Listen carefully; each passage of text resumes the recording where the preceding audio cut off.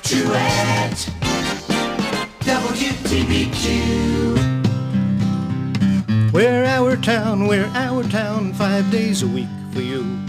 Special morning features local politicians, local news. With Frank and all his special guests all here at TBQ.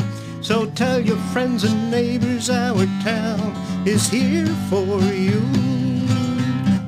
WTBQ's Our Town is being brought to you by Mill Spa Furniture. But before you get that furniture, you have to make sure your house is nice and warm and all the pipes are not leaking and all that stuff. Or that's frozen. Or frozen We and had everything a lot else. of that this week. We sure did. Look who's here with us this morning. Paul Nebrasky from Nebrasky Plumbing and Heating. And boy, you couldn't have been here on a more auspicious day, that's for sure. I agree. A little slippery getting in on the side roads this morning, by the way. We noticed that too. Yeah, the main road's not too bad, but the sun is out. See, we got home last night and I said to Frank, let me put my shield on the front windshield. He said, no, it'll be okay. And I said, no.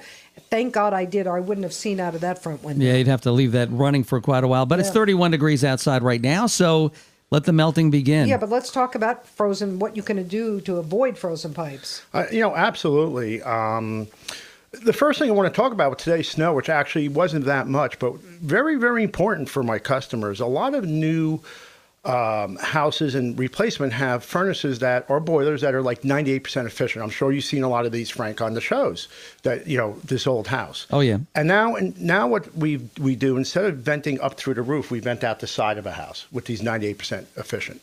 The problem we're having is most of those vents, because they're in the basement, are only about a foot off ground. So what we find a lot with this blowing snow and this heavy snow, one of the very important things for people who have a boiler or furnace that way is to go outside and check those vents. So what we find is that snow is covering the vents, shutting down your furnace, and or backing up carbon monoxide into your house. Wow. So really very important for a customer has that when we have a lot of snow, generally over 6-7 inches, and blowing snow, go outside and make sure your vents. While you're at it, check your dryer vent. Dryer vent is a big problem. It gets filled with snow. You turn on your dryer. The dryer doesn't dry your clothes, but it's also a fire hazard. Think of that. So really important thing. We install generators, and generator does the same thing. Your generator takes air from one side and exhausts it out the other side, left to right. In a heavy snowstorm, that exhaust gets blocked. Now, can you put something, not to enclose it completely, but like a carport for a car? Can you do that for a generator? You got to be careful because you need X amount of air and you have to be so far away. But I mean, on the top part, like, could you make it high enough that at least to keep the snow off of it? You can. I mean, the generator is fairly big. I've only seen it happen in the very big snowstorms. Right. But, what's going to happen happened to me once. Everything happens to me, right? Because I put it in. About 10 years ago, maybe longer, we had this 2-foot snowstorm, and my wife and I are away, and my sister-in-law is watching my kids. We have a 2-foot snowstorm, blocks the generator blows up. Oh. We have no power for a week. I think that snowstorm was about 10-15. I don't remember the day. And really, because I would have normally cleared that generator. But your generator, your exhaust pipes outside, and your dryer vent. So that's really the first thing I want to tell customers that day after snow. Make sure that is cleared. Now, when you install new, do you try to put it as high as you possibly can to keep it off the ground? Absolutely do, but a lot of times, Frank, we can't because they go in the basement, and without going upstairs and cutting the person's sheetrock. Sure. Okay, so we can't do it. So generally they're 12, 14. Sometimes we try to bring it up. But I've seen snow drifts as tall on the side of a house, especially in the field here in Warwick, at 3-4 feet. So you just got to be careful. Just got to be careful. And I guess putting a smoke, not a smoke detector, but a carbon monoxide detector in the home is important in a case like they're required now. Yeah, you can't sell a house without that in it. Yeah. So, that's the first thing today I want my customers to make sure, the listeners to make sure. That's what I tell my customers, the listeners to make sure. The other thing is really, really simple, and so many of my customers don't understand, is maintenance. Maintenance. Most of our no-heat calls during the winter are for customers who haven't done maintenance by us on their furnace or their heating system. Yearly maintenance is so important. We do that every year. That is not even a question. But you don't realize how often it runs, and it's an item that runs more than we could ever imagine. If we had to sit there and watch every time it turned on and off, you'd say, hey, we better maintain this hear thing. it every but night. we don't hear it running. Well, we don't really notice it. It's in the background. Okay. Right. But the maintenance, I can tell you 75 to 80% of my no heat calls, and we get hundreds and hundreds over the winter, are customers who did not do their yearly maintenance. Oh, my God. Okay. Wow. And that's the cheapest thing you can do. right. Yeah, and what happens if you don't do the smartest. maintenance? What happens Yeah. to the furnaces? Well, the big thing is, even more important than maintenance, very simple, is change your filters on the furnaces. I cannot tell you how many Clogged calls up. we get for people who don't change their furnace filters. We get there, that's all it is. We pull out the filter, put a new $1.10 one in that you can get from Walmart, and they're like, that's all it was. And change your filters if you have a furnace. And now here's your bill for making us come out here. Right, and we don't mind, but we don't. Generally those calls happen at 2 a.m. on an icy snow day. Oh, geez. Okay, so that's important. What's important is about the yearly maintenance is we're there checking everything, and we pull the boiler apart, or we take the furnace apart, and we just make sure that everything's working properly at that time. And we find it in the summer to make sure that it goes through the winter, Right. and those easy fixes are done. That's when they come to us, I think, August. Yeah, and then in the winter, at the end of the winter, it really has to be warm. We do the air conditioning. So that, to me, is number one. Preventive maintenance. Yeah, preventive maintenance is number one. And so I wanted to bring those two things up, and these are two easy things that every listener should be doing. Absolutely. On every day, and I guarantee you'll cut down and save yourself money in the long run. And aggravation. And now. Burst pipes. Wow, you guys want to talk a little bit about burst pipes for a second? I've been there. Been there, right? And it's one of the worst calls that we hate going on, because when it happens, certain customers, you're talking about tens of thousands of dollars worth of damage. Oh my God. And this is a great fact, and maybe Frank, you know this one. So when water expands, it freezes. Do you know how much it expands? It expands by about 9%. When water freezes. But this I looked this up yesterday because somebody told me this, and I made sure it was correct.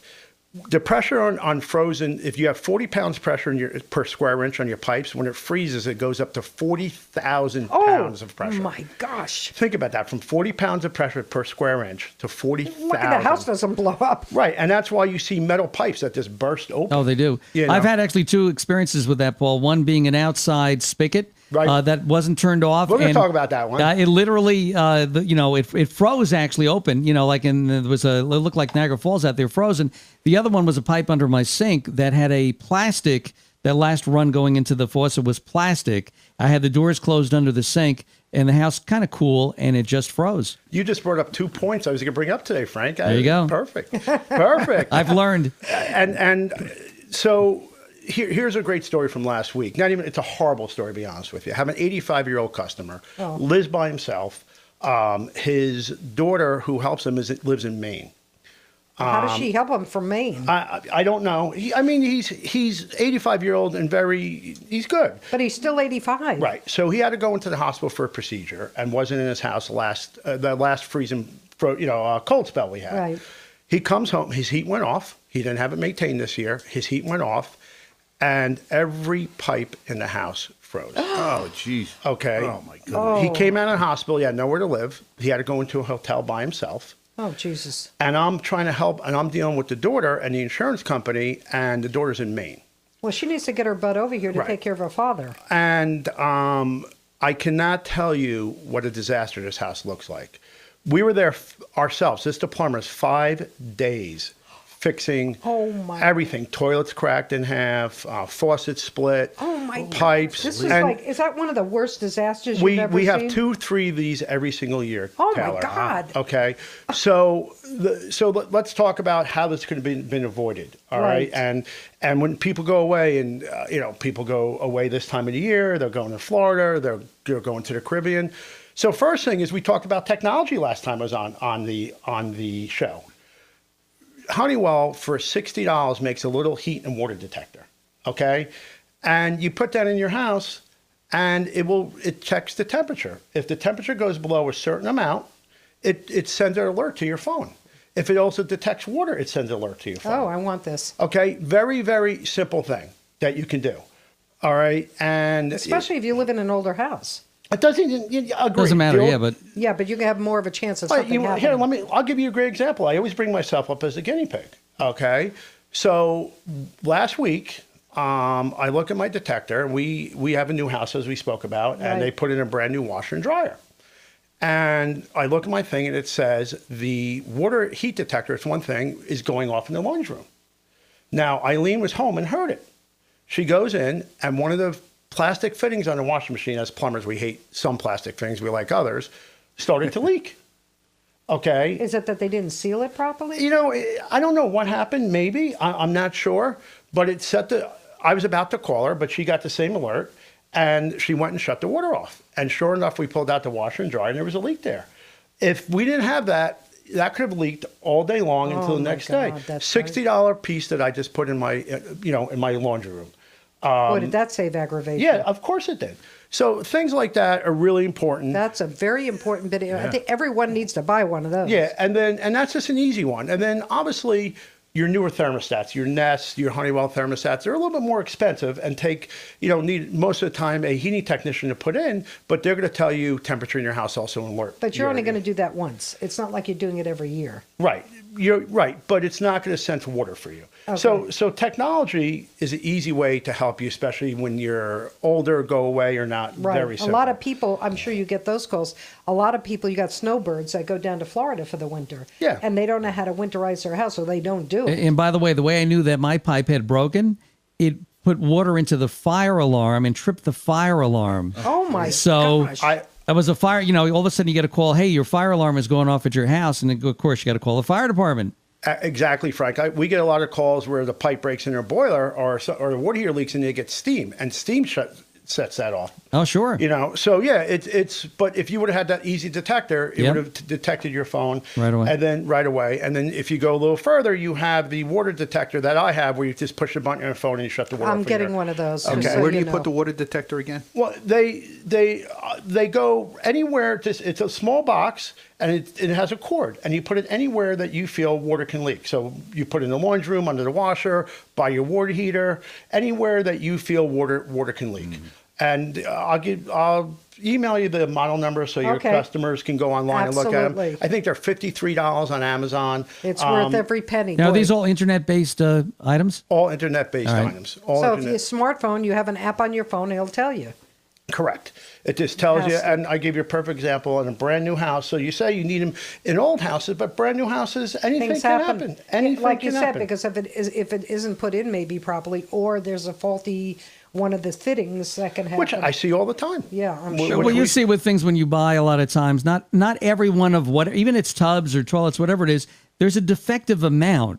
You buy even when you buy the best, right? Every now and again, there's one item that'll all of a sudden nothing's be perfect. shipped. Maybe it got dropped. Who knows what? In shipping, more than who knows? you would believe, Frank. Really? More than you would believe, especially so quality control gone. I don't think quality control's gone. I've been to a lot of the factories, and I see the quality control.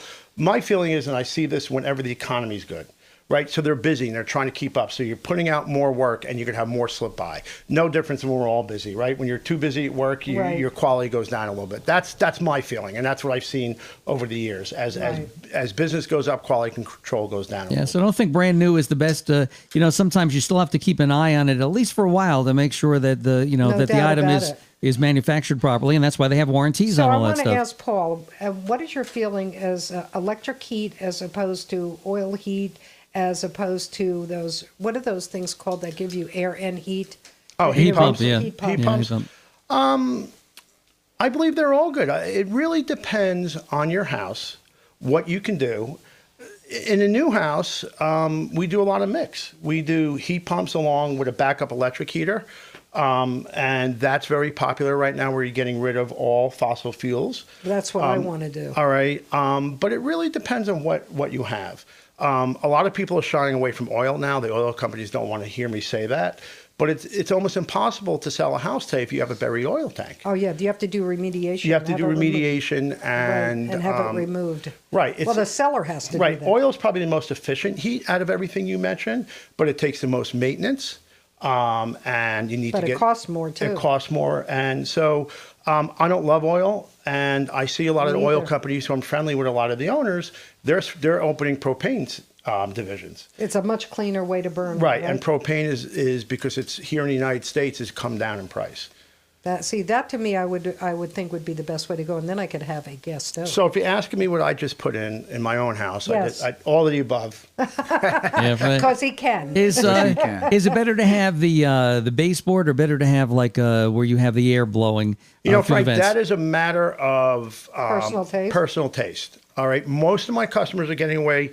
Baseboard is a wet heat. I feel it's a better heat. It's less dry. Yeah, the humidity in the The house. humidity. Right, I agree. But a lot of it's more expensive to put in. It can freeze, as we talked about before. Sure. A lot of customers do not like the baseboard on their house. Right. So it's more and more Matter we're of going preference. to. Yeah, more and more though we've been going to a hot air heat. But there's another reason for it. When you put a hot air heat in our registers, you already have the registers put in for your air conditioning. So your air conditioning becomes half the price on a new house because all you have to do is put the second part, which is your condenser, in for your air conditioning. Wow. So more and more builders are going to a hot air heat. Yeah. But it's not because it's better. It's because it's less expensive and they can sell the house for less expensive. Well, you know, it's interesting because we do like that the forced air we have here at the radio station because when you want heat, you've got it within a minute or two. All of a sudden, that heat is blowing and the room is warm. Takes a bit longer. When you come into a cold house, takes a bit longer with the Furnace. you know, with the furnace your way because the water's got to go through. But I just checked our humidity in the station right now. We're at a whopping, and it's pretty high. 24% is the relative humidity in the station It right gets now. very I've dry seen it down here. around 19% here in the station, and that is, you know, you're dry. right around 35% is optimal for the winter. Right. Don't Okay. a lot So of we're people low. put in humidifiers in their system? Yeah, and we do. ductwork? We Yeah. do. Yep. We just put a steam humidifier in for a customer. A lot of people Makes a do. huge Now, did they work difference. better? I know back when I was a kid growing up, we had a unit like that on our old oil furnace, and the thing would always jam and it would Yes. corrode. They're And, a Yes, They're very they still sell labor-intensive. them, and what I suggest to customers is a steam one, where it actually makes steam and it doesn't have everything you're talking about. Right. It's less labor intensive. more or less maintenance, I guess, Yeah. right? Absolutely.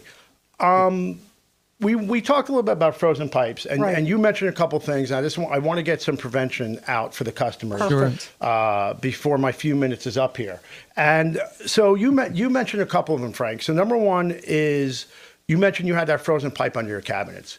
Frozen pipes under cabinets tend to be very common because you have pipes that are very close to the outside wall. Oh, true. Especially in older houses, which we had a lot lower insulation code back 20, 30, 40 years ago.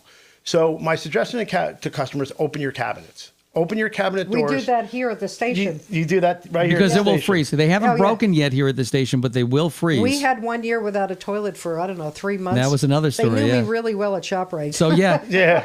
But you know, I too guess well, because I you're would also you got the cabinet closed, you got that cold air coming in from the back, and that's why it freezes. Opening the cabinets works 100% here at the radio station. Right. It's amazing. And it's a nice little easy thing for a person Yeah. to do. So especially if you're not going to be we home for even a while, have a right? sign on the inside of the door that says, please don't close Yeah, this door. but especially if you're going away on vacation because you tend to leave your heat a little bit lower and you don't want to come home to something like that. Absolutely. Talking about heat, one of the issues that causes a lot of problems for customers is the new Nest thermostats. That Oh, yeah. What is the, there's a big hullabaloo about the Nest. Is it all it cracks up to be? you know what? They are. And good there's a point. lot of. What are you going to Cracks say? up to be. Yeah, exactly. They really are. There's a Nest, and Honeywell makes one, and there's Ecobee. There's a lot of different ones. So what it does, a lot of people don't like them because Apple now owns them, and then Google owns the other one, or was it Google? One or the other. And God. you know, so they know what you're doing. They know when you're in your house. They know what your heat's on. So That's scary. They're That's like watching. Big Brother is watching. me. Right. Alexa, watching. yeah, the same thing.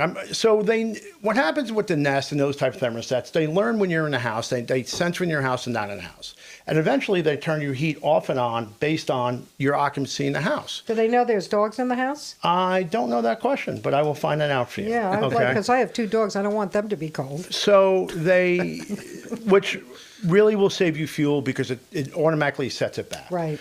But we find this on old houses. Old houses, what I tell my customers in the really cold days, even new houses, don't lower your heat. Because another thing about keeping water from freezing is leave your faucet trickling. It's a lot harder to freeze moving water. In a baseboard system like we were talking about before, Frank, the water circulates. Where's your baseboards? It's on the outside wall, right? That's true. So if the water stops circulating and you're getting cold air from the outside wall, it's a lot easier for that to freeze. So the Nest thermostat on a 10 below day, you leave, it's automatically shutting off your heat or lowering it that 5 or 10 degrees because it knows you left. Now the water's not circulating and it can freeze. So I always tell customers who have a house that isn't new and isn't insulated properly to leave, don't lower the thermostat when they leave the house. Okay, so in the what cold would days. be an ideal temperature consistently to leave it at? You know, as long as it's not like 30 below. You know, I don't know if there's an ideal temperature depending on the house, but I generally tell people 60 to 65. Really? Yeah, Okay. I mean, in the bitter cold, bitter cold. But if you're dropping to 50 and you leave the house at 70, that heat might not turn on all day long, and you have cold air coming off that onto your pipes. I got to fix my thermostat. Okay, so I'll give you an example last year. We had a customer who put in brand new Nest thermostats, never had a frozen pipe in the 30 years they lived there. They had an older house. We had that real bitter 2 weeks last year. They left for work, came home, and their pipes, they had frozen baseboard pipes and breaks. And because the Nest had shut off the heat all the way down to 55, then it come on all day froze. We actually spent 2 days there fixing her frozen Can they pipes. sue the Nest? No, you know, and I don't really blame it on the Nest. I mean, the Nest is doing their job, but Can you tell the Nest to drop it and not below yes. it? Oh, okay. Right. So we explained to the customer, the next 2 days later, it was still bitter cold. We explained to the customer, reset your Nest not to shut off when you leave. Whatever they did it wrong. She came home the next day, the same thing again. Everything God. froze, and we had 2 days more in the house to fix everything. Wow. So I'm not saying that I think the Nests are fantastic. I'm not telling you the If Nests you know are how to criminal. use them and Right. use them properly. So, and then of course insulating your pipes. I mean, those are the really that you can get to. Crawl I think spaces. a lot of people do not insulate their pipes. That's what I have learned in the past. Well, Yeah. and you know, Paul, I think the longer you're in your home, the more you get to know, you know, where the hot and cold spots are and all the problems that they are. So when you move into a new home, you have no clue what's done right, what's not done right, where the insulation is. I did some work in the bathroom here, just replacing some tile and stuff, and then I realized that the insulation behind the wall, there wasn't any. Right. So that's why our pipes get, you know, freeze here all the time. When he took the part of the wall off where the mirror was in the bathroom, I'm like, there's no insulation in there. No wonder the pipes froze. Yeah. I wanted him to put some in, but he didn't do it. And it's as simple as we have people say my house never froze. And well, did you do anything last year? Oh, we had the cable put in. We went from DirecTV to cable. And you look where the cable guy drilled that hole. Well, behind the wall's a pipe. And you know he didn't seal it properly, or Sure, things so change. there's really so many things that can happen. And to me, do the best you can that you don't, and leave. And I really believe in some Wi-Fi things that are protecting your house, knowing when it gets Absolutely. cold. If you have the access to have that, have it. Do you do evaluations? Do you come out to a person's home and say, this is where you need to put this is where you need to put that? We do home energy evaluations. Yes, we do. We do that, and blower door tests where we see where air Tell is them how coming old in. your house is, Neil. 1890. Wow. So I Yeah. have a lot of issues. Yeah, call Paul. He'll Yeah. get Yes, somebody out we there. have a home energy consultant who's trained in that by New York State, and he'll come out and tell you where. And you can. It's a good idea, Yeah. actually. Yeah. And New York State subsidizes some of that. I can get you the Oh. website. Oh, okay. Oh, that's very I good. appreciate That's that a- information. So, Paul, you know, a lot of great information for all of us homeowners and renters, because just because, you know, you when you rent and you leave and you come home and you're flooded and you lose all your valuables. If people want to get more information about what we talked about today or get in touch with you, what's the best way to get The in touch best with way your is company? NebraskyPlumbing.com. Very easy. Very easy. Extremely. Send me questions. Any questions you want to send, and we can answer them right here next time we're on. Next time it'll be next month on it's the second Wednesday, I think. Yeah. And so if you have questions for Paul, send them to me, and I will print them out and give them to Paul. Yeah, so because, he has them, and he'll answer them. You on know, the next this helps everybody. I think it is extremely, very. you know, informative I learned today. a lot and- this morning. It really Very did. It's useful. fun. I'm glad. I think it's good Really stuff. good. You know, but you know, unfortunately, I wish I would have known that before I had to go through all this. You know, I got lucky though. It was really funny when my pipe broke. It was upstairs, right? Worst case scenario. Worst right? case. It actually trickled out through my living room. Came out. I had a beam downstairs that I had finished. It came out through the beam and went into my garage. Oh, wait, it's so I just didn't lose. collectible cars Well, on. yeah, went on one of my collectible, but that's okay. Water was okay, you know. It sort of, but it did not. And I caught it relatively quick, but it did not damage any of the ceilings downstairs or anything. It, of course, water goes for wherever it's open, and I already had an opening in the garage because I had problems with piping upstairs where the bathroom was. But the funniest thing was about a couple of days later, I said, well, that was good. We dried everything out. The floor downstairs got wet. No mold situation. Everything was good. I went to go turn on the light in the laundry room, and it blew out. And I said, what's with that? the globe where the what was filled to the top with water Oh, my inside of the gosh. globe. When I went to go take the globe down, so water finds the lowest place of resistance. It goes out that way. But I got lucky with that. Had I have not been there, or I was actually on my way home when this actually tripped. But had that gone a couple of days, we would have seen a big problem over there for sure. Yeah, so hard it's good to to good to know and learn and take these precautions now. NebraskyPlumbing.com. And people don't use a lot of that plastic piping under your kitchen sinks anymore, do you? It Or it's depends on better what kind of piping. plastic piping is. I don't. That could be a whole nother show. But Yeah. I don't disagree with plastic piping in the Really? right. In the right. No. I Yeah, do but not. they're better these days. The Is that- plastic, because I is used that old PVC? stuff. Is The old plastic pipe, yes, there was a problem with. Today's plastic pipe, I have no issue with. I Oh. really don't, Frank. Yeah. Do you think that they wear better than copper? Yeah, copper can, if you have low pH in your water, copper can be eaten away by your water. Oh. Where you see the blue stains and Yeah. But the chrome. with PVC or plastic, what kind of because my always concern is the water's going to wash away the sealant that's around each pipe where the fitting goes. No, it will not. It It, will doesn't not. touch that. And with PVC, with PEX water pipe, think about if you go to the store and you get Drano. It's stored in plastic. Well, that's true. Okay, so Think about I do go to houses that are 30, 40 years old, and the copper's being worn away by the water and Wow. starts Sure. dripping. Makes sense. The PEX and all that stuff today is so much better than the old stuff, and that's primarily what they're using for all your piping. A lot of the piping these I days saw in it the when you house, so- fixed your bathroom. I saw the PEX there this morning, There you Frank. go. That's it. Of course Good he to go. did. Of course Good I to did. go. I Yep. figured I might get quizzed on what's in the bathroom. That's right. We should do that. We were When's good Paul to gonna go. learn about this business? He Really needs to get a little unbelievable. bit more knowledge. Yeah, there you go. Right? Yeah, another 100 years in the business. Good stuff. Well, Paul do it. Nebrasky, thanks for coming in today. Yeah, well, Very he's staying- informative. You're going to stay with us for a little while, right? If you, We'd love you to.